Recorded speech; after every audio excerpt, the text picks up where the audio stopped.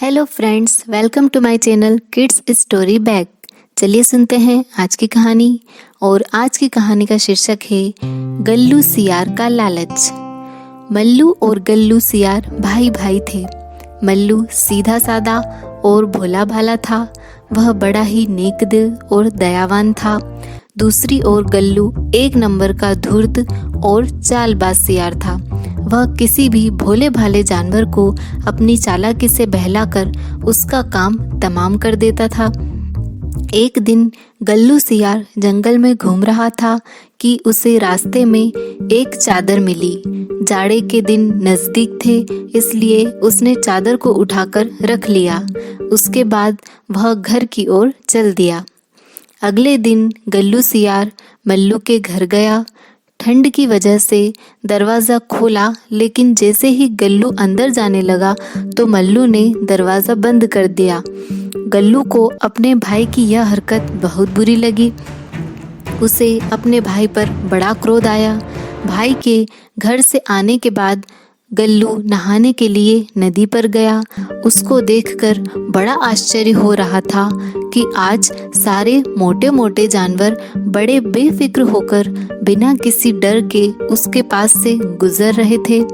उसके पानी में घुसने से पहले जैसे ही उसने चादर को उतारा, उसके आश्चर्य का ठिकाना न रहा। सारे छोटे मोटे जानवर अपनी अपनी जान बचाने के लिए इधर उधर भागने लगे। चारों ओर हाहाकार मच गया था। गल्लू को लगा कि जरूर इस चादर का चमत्कार है। उसके मन में विचार आया कि कहीं यह जादुई चादर तो नहीं जिसको ओढ़ते ही वह अदृश्य हो जाता हो।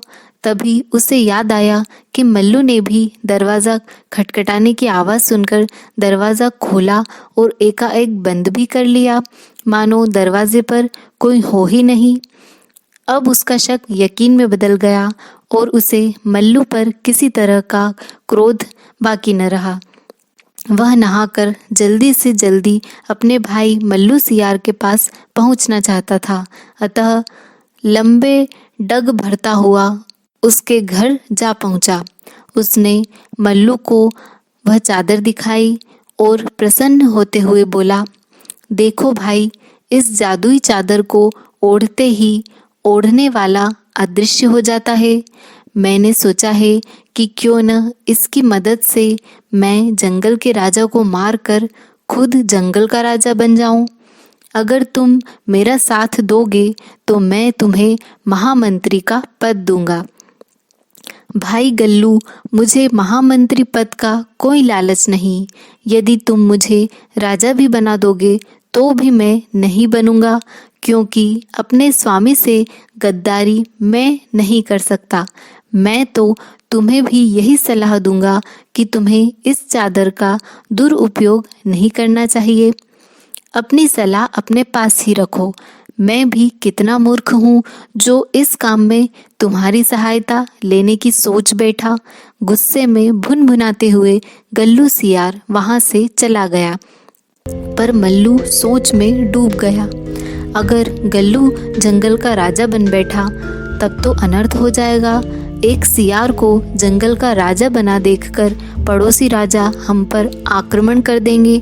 शक्तिशाली राजा के अभाव में हम अवश्य ही हार जाएंगे और हमारी स्वतंत्रता खतरे में पड़ जाएगी। यह सोचकर मल्लू सियार सिहर उठा और उसने मन ही मन गल्लू की चाल को असफल बनाने की एक योजना बना डाली। रात के समय जब सब सो रहे थे तब मल्लू अपने घर से निकला और चुपचाप खिड़की के रास्ते गल्लू के मकान में घुस गया। उसने देखा कि गल्लू की चादर उसके पास रखी हुई है।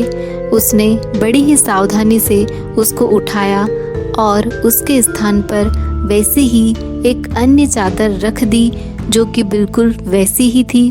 इसके बाद वह अपने घर आ गया।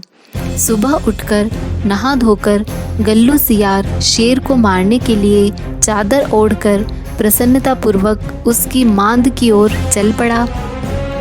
आज उसके पांव धरती पर नहीं पड़ रहे थे। आखिर वह अपने को भावी राजा समझ रहा था। मांद में पहुंचकर उसने देखा जबकि शेर अभी सो रहा था। गल्लू ने गर्व से उसको एक लात मारी और उसको जगाकर गालियां देने लगा। शेर चौंक कर उठ गया। वह भूखा तो था ही, ऊपर से गल्लू ने उसको क्रोध भी दिलाया था, सो उसने एक ही बार में गल्लू का काम तमाम कर दिया। मल्लू सियार को जब अपने भाई की यह खबर मिली तो उसको बड़ा दुख हुआ, पर उसने सोचा कि इसके अलावा जंगल की स्वतंत्रता को बचाने का कोई रास्ता भी तो नहीं था। उसकी आंखों में आंसू आ गए।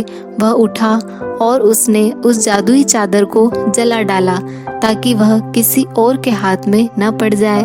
मल्लू ने अपने भाई की जान देकर अपने राजा के प्राण बचाए थे और जंगल की स्वतंत्रता भी। तो कैसी लगी दोस्तों आपको आज की कहानी?